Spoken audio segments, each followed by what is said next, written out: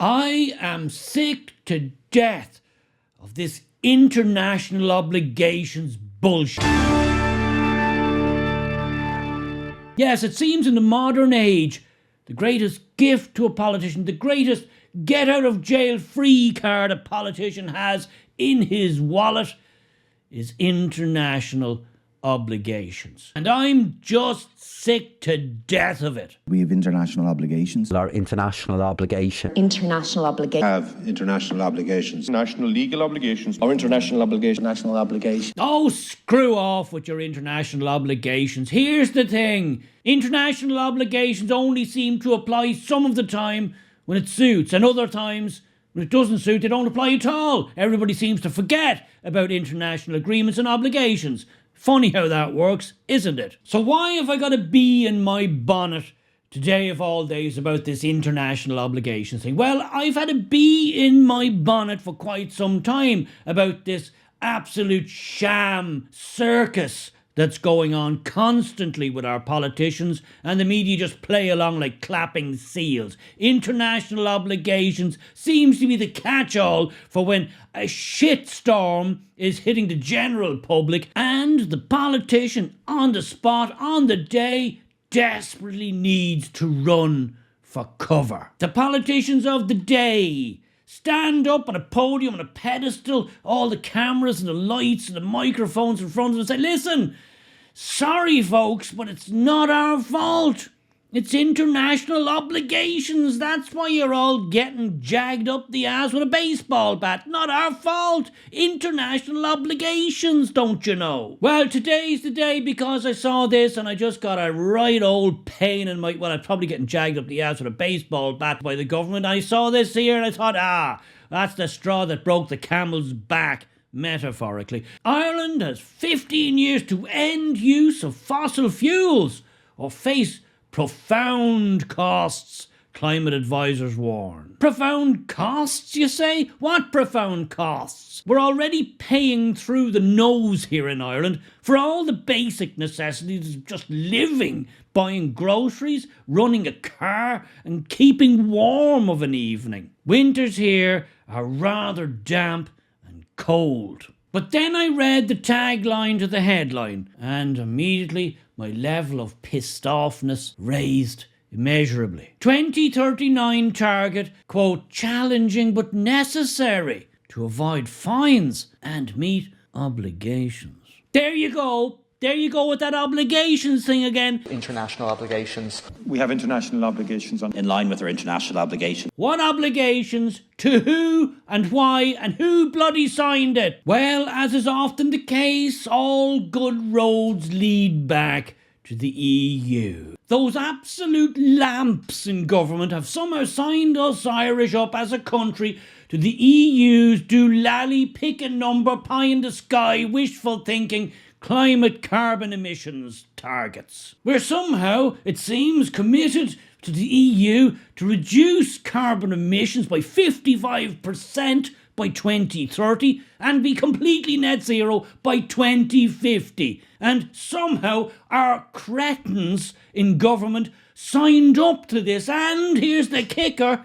If we don't meet the targets, which we won't and never could, we're going to get absolutely hammered in fines, which could amount to, depending on who you listen to, by 2030, 5 years from now, 5 billion, 8.2 billion, or here's the doozy, 20 billion. Yes, that's tiny little Ireland that only accounts for 0.1%. That's a tenth of 1% of the world's global emissions. We're minuscule, we're tiny. Even if we went back to living in grass huts, it would make no difference. But some absolute toolbox decided it would be a great, glorious, virtuous idea for us to sign on to this nonsense, this bullshit, and leave the Irish taxpayer on the hook for billions. And make no mistake, those cretins will happily leave old people, young people, you and I on hospital trolleys and hospital corridors to pay it. Our international obligation. International obligation. Have international obligations. Now, I don't know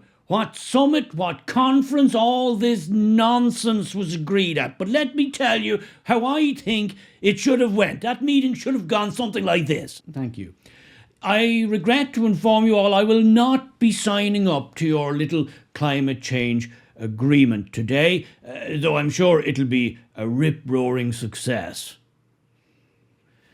However, I would like to stress to you all and to assure you all on behalf of the Irish government and the Irish people that Ireland will do its absolute best to assist in the fight against climate change. Now, does anybody know what time the pubs close out here? Yes, we'll do our best. All right, thank you and good night. That's how it should have went. Why, oh, why do we put our hands out to get slapped every time? We don't have to do it. Our politicians choose to do it. They volunteer to do it. We put ourselves in harm's way, or rather they put us in harm's way, and they seem to do it all the time. They don't care, as these lunatics seem desperate to drag us as a society back to prehistoric times. All we'd be short is a few brontosauruses or a couple of woolly mammoths roaming around the place. China is emitting a third of the world's carbon, and they're building a coal-fired power station pretty much every month. India's ramping up its fossil fuel energy creation like a kid who's just gotten the keys to the candy store. But no, we, with our absolutely minuscule contribution to carbon emissions, we're signing up to absolutely ludicrous, nonsensical, unattainable targets. And according to these said agreements, we're willing to pay billions of taxpayers' hard-earned money if we don't meet said unattainable targets. Bloody marvellous. Oh, what I would give to have a government, a politician, a Taoiseach who would stand up and say to the EU, listen lads, sorry, it's all been a bit of a misunderstanding. We're going to have to bail out of this one. It's all been a big mistake. Good luck and thanks. But what are the chances of that actually happening in the real world with the people we have in power? I'll tell you what the chances are. Zero. Zilch. 0.0000 to the power of infinity zero. Our politicians will do what our politicians always do when it comes to the EU. They'll just bend over and take it up the...